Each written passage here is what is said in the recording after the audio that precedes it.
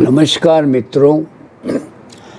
जब मैं अपने विदेश सेवा के कार्यकाल को याद करता हूँ तो मुझे ये एहसास होता है कि भारतीय विदेश सेवा अन्य सरकारी सेवाओं से काफ़ी अलग है। इस सेवा की कई ऐसी विशेषताएं हैं जो कि दूसरी सेवाओं में कार्यरत लोगों को अनुभव नहीं होता है।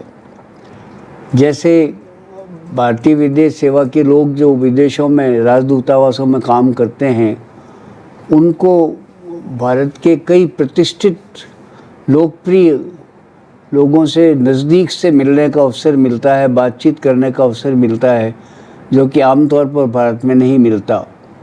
अगर भारत के किसी वीवीआईपी की यात्रा हो, जैसे राष्ट्रपति, प्रधानमंत्री, मंत्री, सांसद वगैरह, तो उन सब की तो व्यवस्था दूतावास करता ही है और उन लोगों से मिलने का तो अवसर मिलता ही है।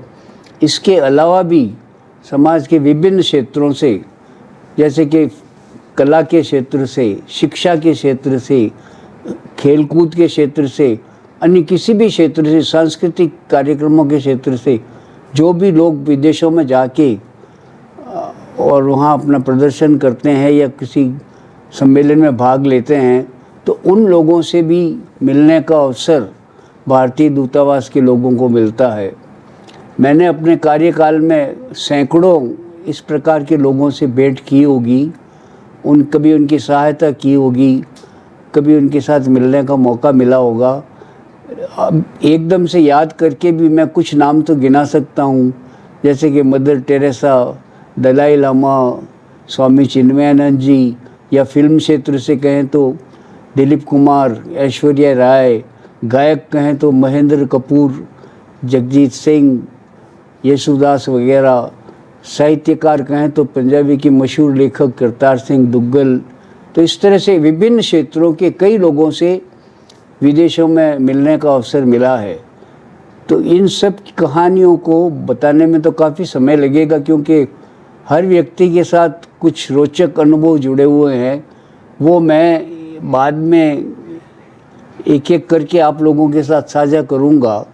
आज मैं शुरुआत करता हूं बैंकॉक की एक घटना से। जब मैं बैंकॉक में था तो एक बार मुझे एयरपोर्ट भेजा गया, क्योंकि एक सांसद थी लक्ष्मी रघुरमैया, वो बैंकॉक आ रही थी और वहाँ से उनको 5-6 घंटे एयरपोर्ट पर रहकर फिर फ़्लाइट बदलनी थी। मैं उनको लेकर गया, उनको वीआईपी रूम में बैठाया और उसके बाद मैंने उनसे पूछा कि क्या वो शहर देखना चाहती हैं, तो उन्होंने मना कर दिया। तो मुझे बड़ा अच्छा लगा, क्योंकि बैंकॉक आने जाने में ही 2-3 घंटे लग जाते, फिर बड़ी मुश्किल से वो 1-2 घंटे वहाँ कुछ घूम फिर सकती थी। और अब समस्या ये थी कि 5-6 घंटे उनके साथ एयरपोर्ट पे बिताने की। लेकिन जैसे उनसे बातचीत शुरू हुई तो ये समस्या अपने आप हल हो गई, क्योंकि वो बहुत ही आत्मीयता से बात करने लग गई और अपने खुद की ज़िंदगी के बारे में बताने लग गई। उनके पति के रघुरमैया उन दिनों में केंद्र सरकार के मंत्री भी थे और वो कई प्रमुख व्यक्तियों को जानती थी। उनके बारे में वो अपने अनुभव बताती रही, काफ़ी बातचीत करती रही। बीच बीच में हम लोगों ने चाय पी, लंच वगैरह भी किया और पता ही नहीं चला कि कैसे समय बीत गया और उनके जाने का समय आ गया। तो फ्लाइट पर जाने से पहले उन्होंने मुझे कहा कि आप आए तो मेरा समय अच्छे से बीत गया और मुझे ट्रांजिट में कोई दिक्कत नहीं हुई, तो आप इसके लिए राजदूत को मेरी तरफ से विशेष रूप से धन्यवाद कहिएगा कि उन्होंने ये व्यवस्था की।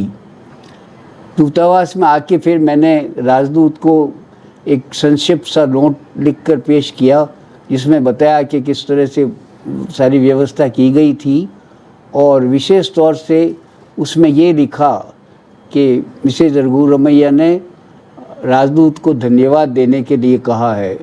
उस पर राजदूत ने एक कमेंट दिया था, वो मुझे आज तक याद है। उन्होंने लिखा था, we often receive brickbats from VIP but it is very nice to occasionally receive bouquets. यानी उनका मतलब ये था कि आलोचना तो हम सुनते ही रहते हैं, लेकिन कभी कभी सराहना भी सुनी जाए तो बड़ा अच्छा लगता है। तो अपने कार्यकाल में इस तरह के अनुभव मुझे हुए, कई बार कठिनाइयाँ भी हुई, कुछ विजिटर्स जो थे वो परेशान भी करते थे, लेकिन ये सब अनुभव रोचक हैं। तो मैं आइंदा और अनुभव आप लोगों के साथ शेयर करूंगा, और साथ में मेरे अन्य साथी विदेश सेवा के जो हैं उनके अनुभव भी आपको बताऊंगा। इनमें से कई घटनाएं तो ऐसी हैं कि जो बहुत रोचक हैं, महत्वपूर्ण हैं, लेकिन जिनके बारे में बहुत कम लोग जानते हैं। तो अगली बार आपसे बात करने के पहले तक आपसे विदा लेता हूँ। नमस्कार।